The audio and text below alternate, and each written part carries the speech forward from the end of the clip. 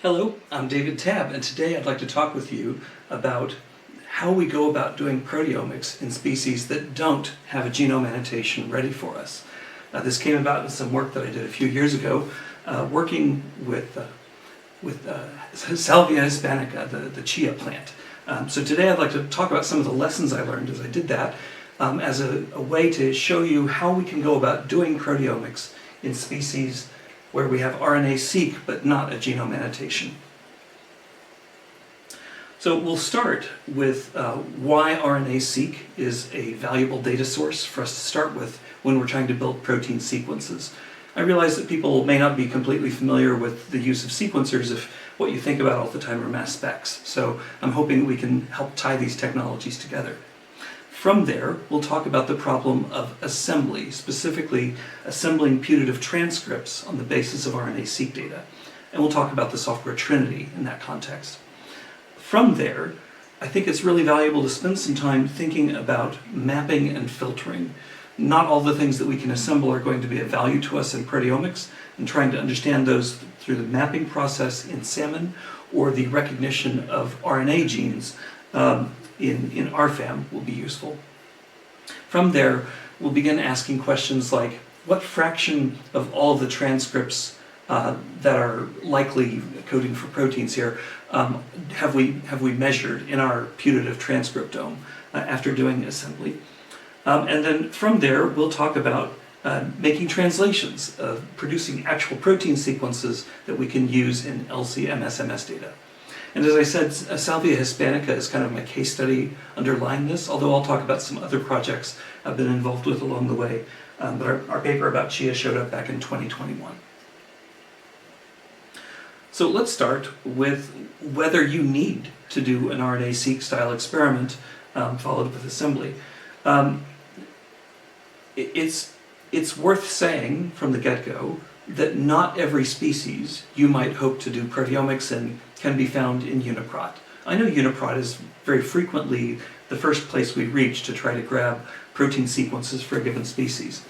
But it's worth noting that things like phytosome are out there. Certainly if you're trying to find protein sequences for a plant species, phytosome should probably be your first stop, not your second or third. RefSeq also covers a fair number of plants. And of course UniProt is a place where you definitely want to look. But we should remember that UniProt also has the unreviewed Tremble side. And it's certainly possible that transcripts for your species will exist in Tremble, or that proteins will exist in Tremble, even if they don't exist in SwissProt. So you shouldn't simply ignore those and assume that they're all junk. That's not the case.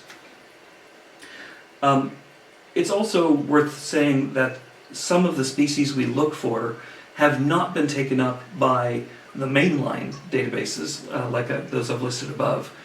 And yet there may be a standalone genome site posted for that species by the research group that's studying it, for example. They might have the resources to put together their website to make their genome research available to you, but not have the capacity of getting it uploaded to a site like RefSeq or Phytosome. So definitely worth your while to look for these standalone sites as a hope of finding those. And then the final question is, do you have the means to generate RNA Seq data or to work with them? So it's quite plainly the case that lots of RNA Seq data sets are out there in the wild already. And you can spend time at the Sequence Read Archive and other places to find whether these resources exist. And very frequently you'll find that someone has done RNA Seq for you. If not, of course, yes, you can extract messenger RNA from your samples and pursue RNA Seq yourself. Sequencers are available in most parts of the world at this point, and you don't have to have the latest, greatest sequencer technology to have a successful RNA Seq experiment. You should plan to budget for about $100 for each of the samples that you're going to send for RNA Seq, though. And you probably should not assume that one and only one tissue from your species will be sufficient to get a really comprehensive RNA Seq transcriptome. Okay, so what I'm showing in this case is a taxonomy page over at UniProt. So at the main page of UniProt, you can specify what you want to search within UniProt when you're giving it a name. Here I've given it Vigna subterranea, which is the Bambara groundnut. But I provided up here that I'm doing a taxonomy search by pulling down on that menu to grab that. And now I see the Bambara groundnut is here, but under UniProt entries it says there's only 87 of them. This is quite obviously the sign of a species that is not in UniProt, but which may be found elsewhere. Okay, so why is RNA Seq so valuable? Up here at the top, I'm noting that these genes consist of multiple exons. The way that exons get stitched together produce different transcripts, potentially for the same gene. Each of those transcripts may represent an independent protein sequence. So having the ability to stitch all that together is useful, and we can use biology in this case, that we don't have to sequence the genome, annotate all the protein coding genes, and guess which exons get stitched together. If we start with messenger RNA as our sequencing templates, that means that we're going to have a whole lot better notion of what the mature transcripts look like. Therefore, sequencing gives us putative protein sequences. In this case, messenger RNA is a bit of a problematic molecule to start from because messenger RNA is rather twitchy. If you look at it wrong, it will degrade itself. So there are a lot of sticky steps that we need to be careful about in order to produce a successful messenger RNA and a messenger RNA extraction. The other aspect here is that we then need to reverse transcribe it to get cDNA, and those cDNAs are then subjected to sequencing. So that's the workflow that makes RNA Seq into sequencing data we can use for these purposes. We don't care so much about intergenic or intronic DNA.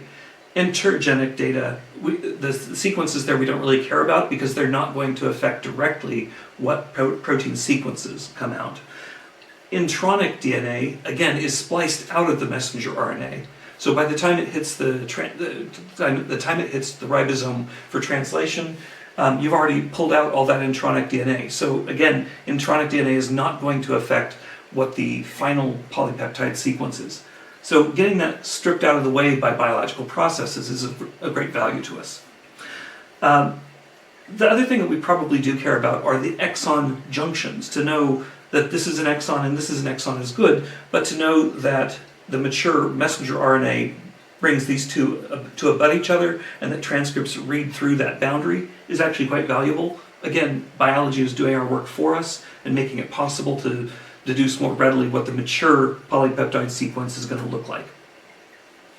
And of course, RNA Seq is very valuable if you're trying to tell an overall story about gene expression, because of course we care about the translation of polypeptide sequences, but we may also want to know about the frequency with which the transcripts of this gene can be measured. So to have both types of quantitative information, the amount of protein and the amount of messenger RNA, both are valuable, and they reinforce each other.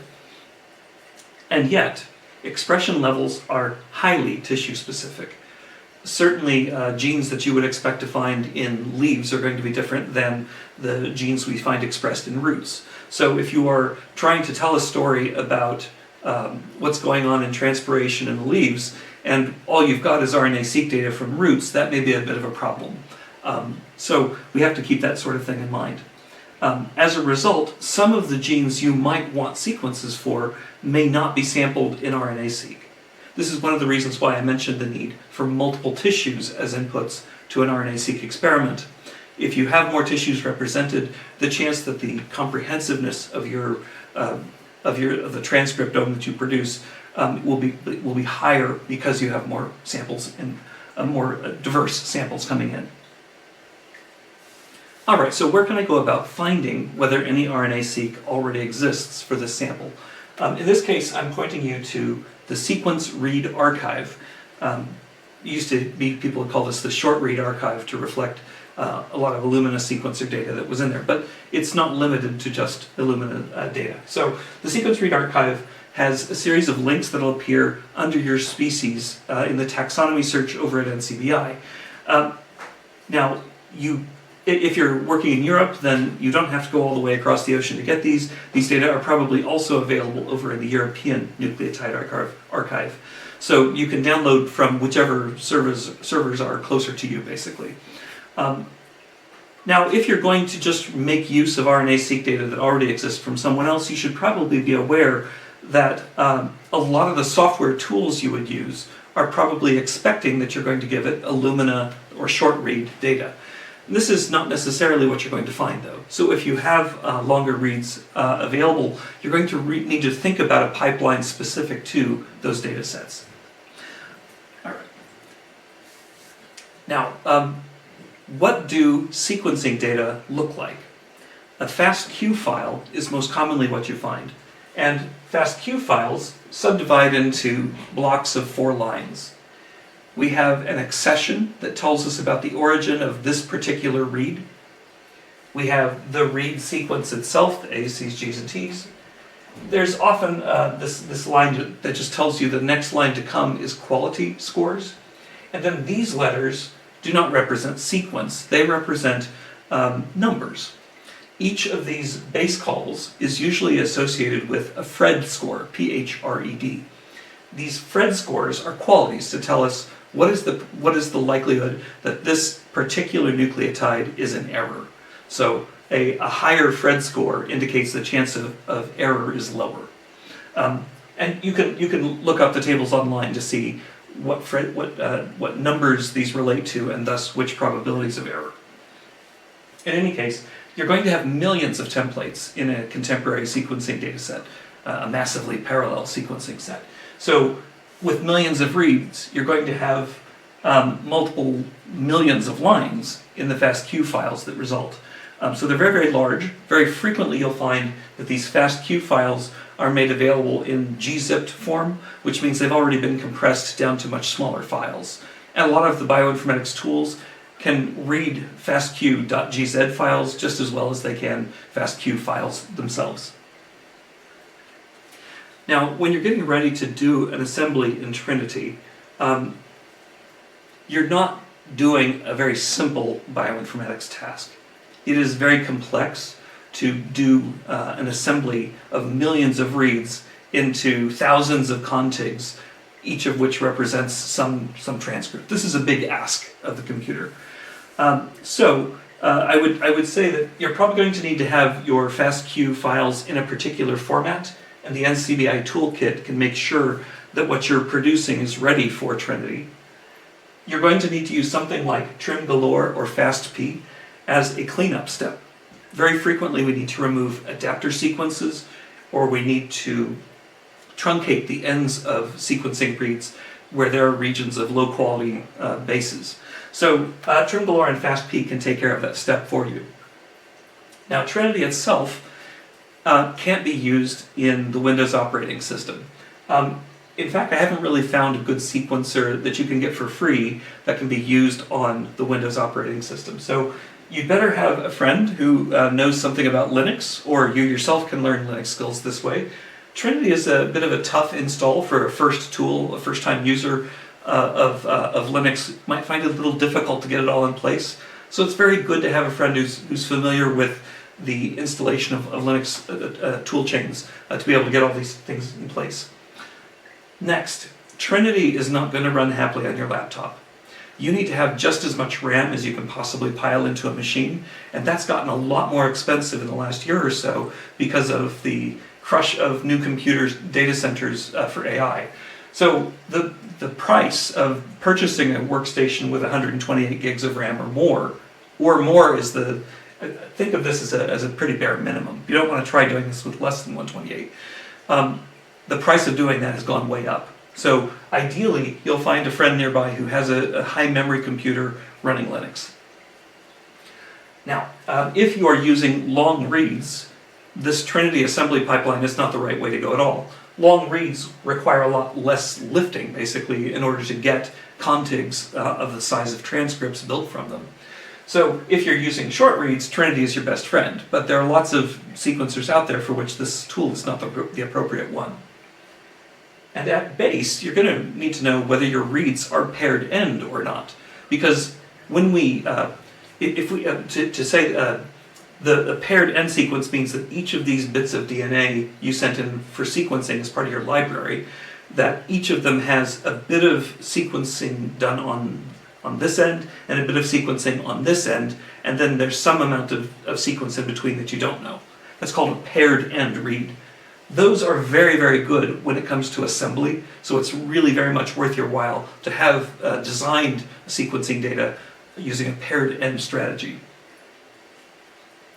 All right, now each of these reads might be, in a case of short reads, maybe 60 nucleotides, and from that we're going to extract kmers, which is to say that our long 60 base pair sequence gets chopped up into every set of 25 consecutive nucleotides possible. So if this is the first nucleotide of our 60, the first 25 nucleotides represent the first kmer. The kmer stretching from the second nucleotide to the 26th is our second kmer, and so on. So we can extract all of these kmers out of our sequencing reads. And then, by collecting all the kmers together, we can recognize which kmers can lead to others that allow us to project a contig, a contiguous region of sequence that spans across multiple kmers as inputs. This set of contigs is going to be really valuable because the contigs are going to represent the reconstructed sequences of transcripts patched together out of the kmers deriving from our reads. So we have reads, they generate a kmer library, the transitions through the kmer library in turn give us contigs. I don't want to spend a huge amount of time talking about the problem of sequence assembly, but there is a rich literature on it, and at some universities you can take a whole semester-long course about this one slide. All right, now contigs, I've already said, are these regions of contiguous sequence that we have stitched together out of our kmers. But remember that I said paired end reads were going to be really valuable as well. If we know that a physical piece of DNA gave a read that's part of this contig, and the other end of that read is found in a different contig, then we know that these two contigs bear a relationship to each other. They're adjacent and in this particular orientation. So building contigs is useful, even though it means that we end up with some gaps in the transcripts that we build from them. Okay, so the relationship among reads provided by paired ends gives us the ability to stitch together contigs. Okay, now I've given you just 2 slides about this problem of assembly, and yet I want to point out that the computer has a lot of work to accomplish those 2 slides. You should probably expect, if you have a substantial number of reads going into making your assembly, that you're going to have the computer working on this over the weekend. So maybe you set it up on Friday, and hopefully when you come in on Monday you have a finished result. Of course, if you've got a brilliant computer and you've got a very small number of reads for a very small compact genome, that may go much more quickly. But if you're dealing with something as messy as a plant transcriptome, you should probably expect the weekend is going to be required. Okay, so let's now ask about mapping. What is the role of mapping? First off, we're going to start by asking for all of the reads that we started with to build these putative transcripts. If we try to align each read to some spot in an assembled transcriptome sequence, do we have a clear place where it matches with no mismatches in the sequence? Something like Salmon can do this for us very, very quickly. So we can index our assembly and then ask where does this read map onto that, and get a mapping percentage, which may be a little illustrative of what the strengths and weaknesses of your putative transcriptome are.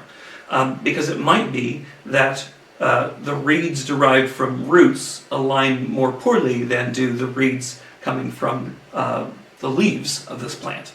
It's worth knowing that. So these mapping percentages give us some indication of how well the contigs, the transcripts in this case, are reflecting the reads that went into it. Okay, so you should expect that building the assembly takes days, whereas mapping the reads back to the assembly will probably just take minutes.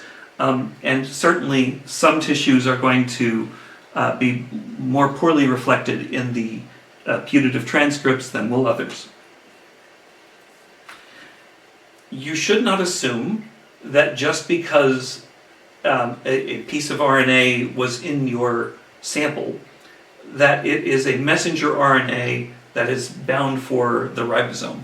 There are other types of RNA genes that are transcribed very heavily that are likely to be part of your mixture as well. And for that, Rfam is a good friend, because Rfam is going to allow us to determine which of these putative transcripts we've generated are not transcripts at all. They're not messenger RNA transcripts. They're rRNA transcripts, or they are tRNA transcripts. There are plenty of these things, and they're all indexed in Rfam. So the infernal search engine is able to compare all of the RNAs that you've assembled to its database, and from that you'll find a bunch of non-coding RNA genes. There are also cis-regulatory elements that can show up. There are self-splicing introns that show up. There's a world of different types of RNAs out there that are not messenger RNAs. This software will tag them for you, and that's quite useful. Now, how do you know that you've sequenced enough? Maybe I have, say, just 4 tissues that I've subjected to RNA Seq, and now I've built a transcriptome from them, and I want to know, is my transcriptome remotely complete, or do I have maybe 8 of 10 transcripts represented? This is a difficult challenge. For this, BUSCO has become a really good friend. BUSCO is a taxonomy-specific library to say which genes do we expect to be present in all taxa within this group, all species within this group, that should appear once and only once in all of those transcriptomes.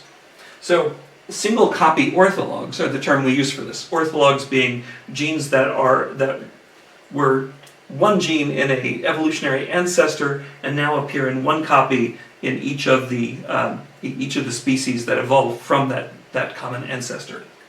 Okay, so they're valuable in that they should appear just the once, because that's what we've seen when we look across all of these species. And now we ask, what fraction of these single copy orthologs appear in a transcriptome that we subject to BUSCO? Now, I said I was going to talk a little bit about my experience with Chia. In this case, we didn't collect our own RNA Seq data. We had data from Gupta, Sridhar, Wimberly, Peleas, Celea, a whole bunch of 4 different strains from the Peleas. A little less successful sequencing reaction. There are lots of things that can lead to this, but maybe just the assembly failed in this case. But you'd like to say that the missing fraction, the set of BUSCO genes that are simply absent from the assembly, had better be nice and small.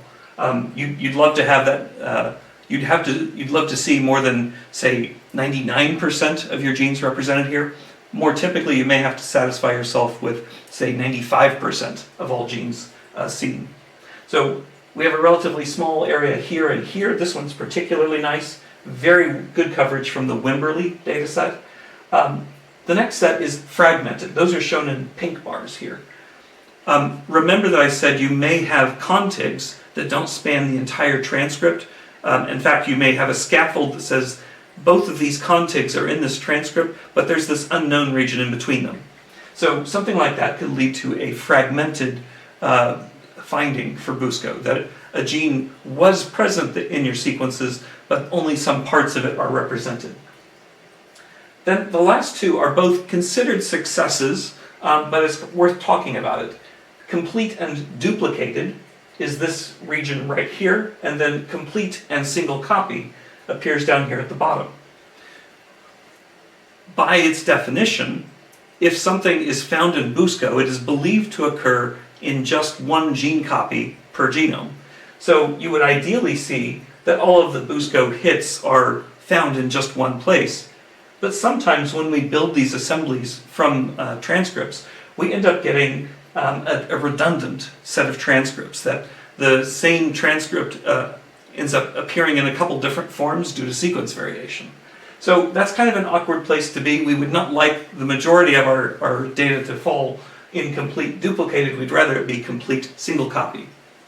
But in short, most of what you see are completeness percentages. And completeness percentages use these two red bars. You add those two bars together, that gives you a completeness percentage. And of those, the Wimberley set produced a great number of 92% of the genes that should be present once were found at least once.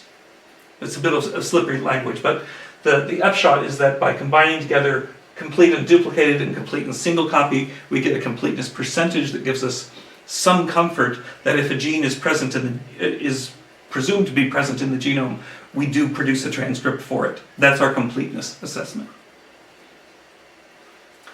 Now, it's all fine and good to say, I have a whole bunch of transcript sequences.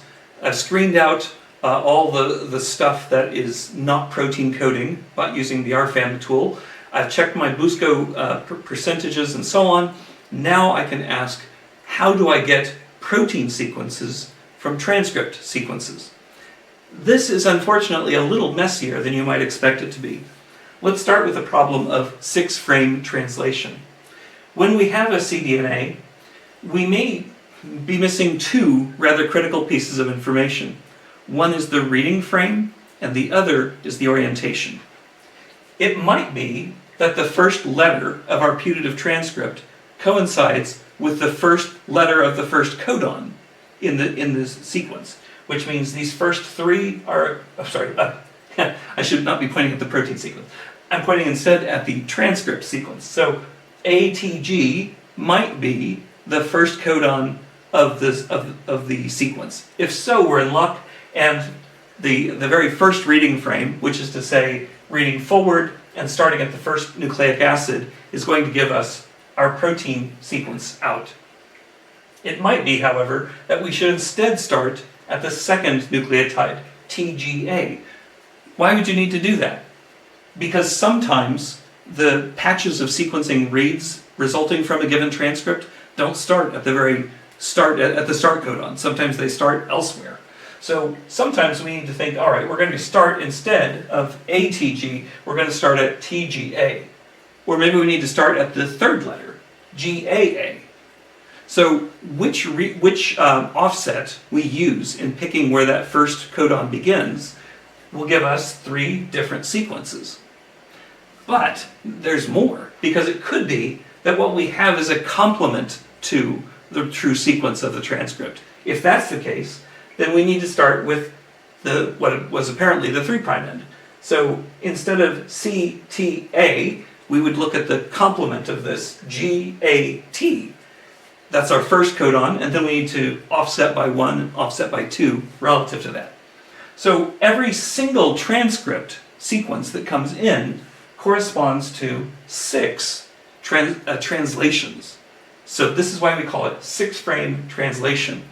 How do we know which one we actually trust?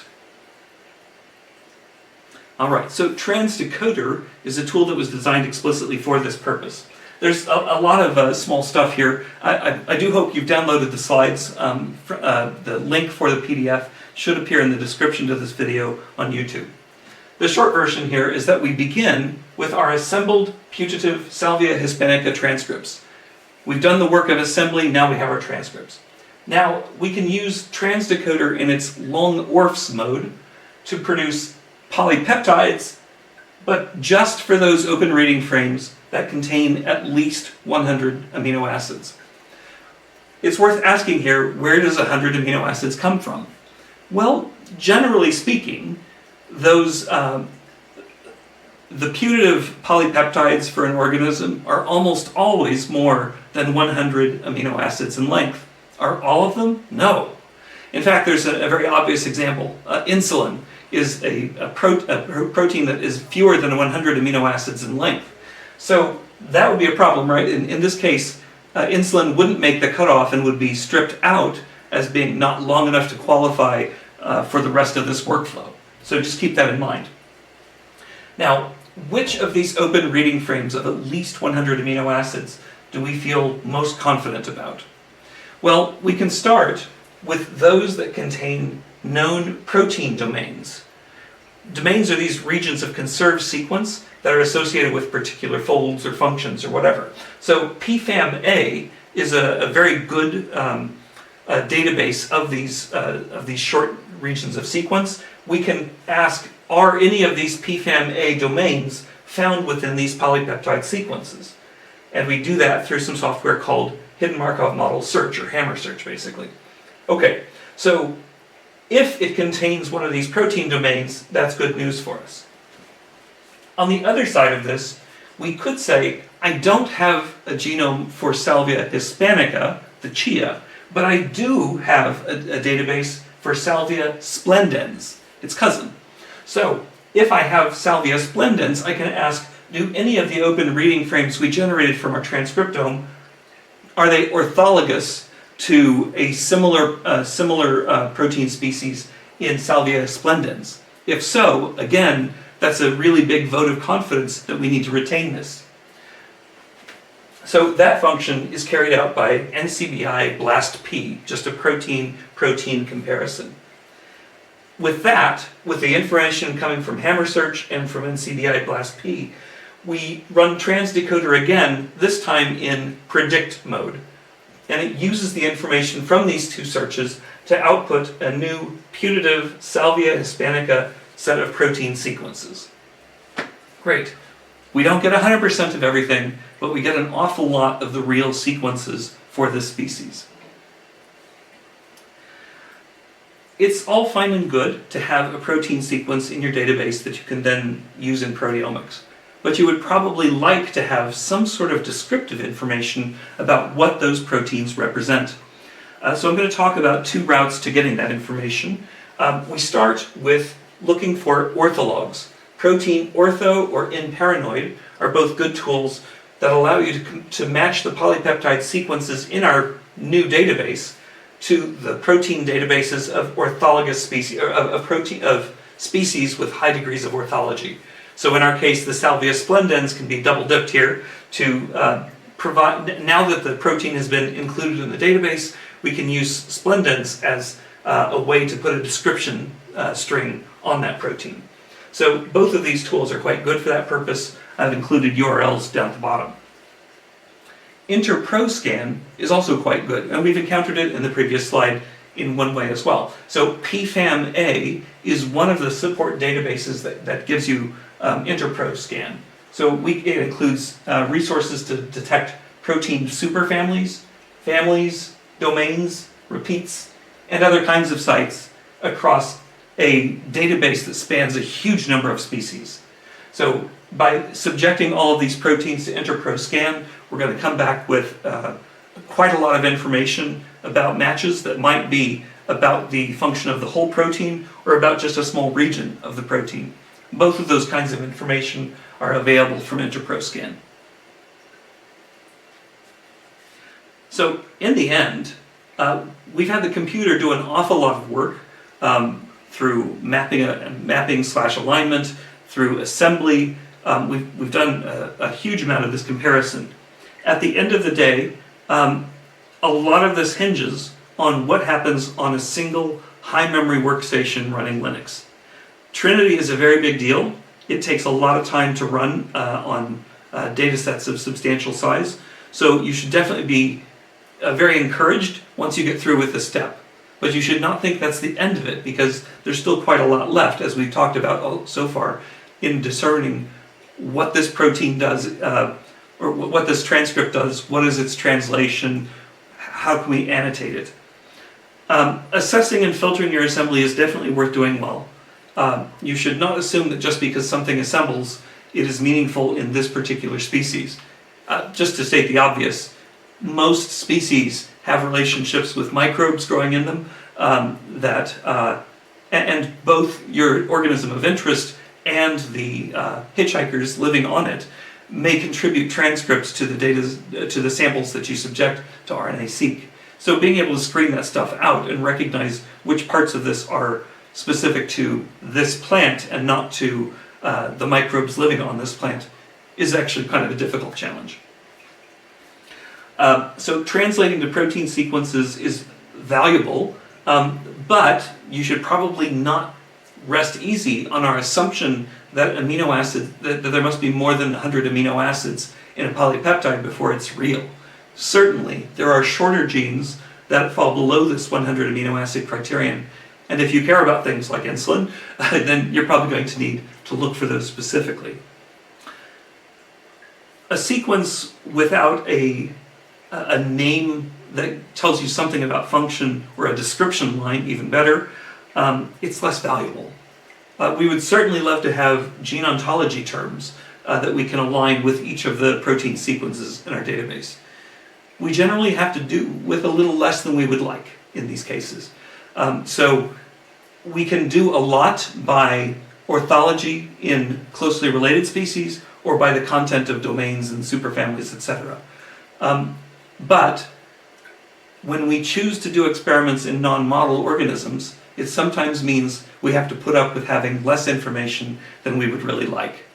So there's a lot of work to be done to add annotation to proteins that are specific to your species. So being able to get there is a rough go, but it is how we all learn something more about the species around us. If I can help you with questions, I might suggest you use this email address down here. I'm never up to date on my email, but I do try. You can also leave comments on YouTube. I don't generally see those within 2 weeks or 3 weeks because I don't check my YouTube channel every day. But I welcome contact with you, and I hope that this talk is helpful to you. And this closes out the set of 4 lectures that we originally created for the Open MS Plant Biotechnology Roadshow in South Africa. So I've had a lot of fun recording these for YouTube. I hope you had fun watching it. Thank you very much.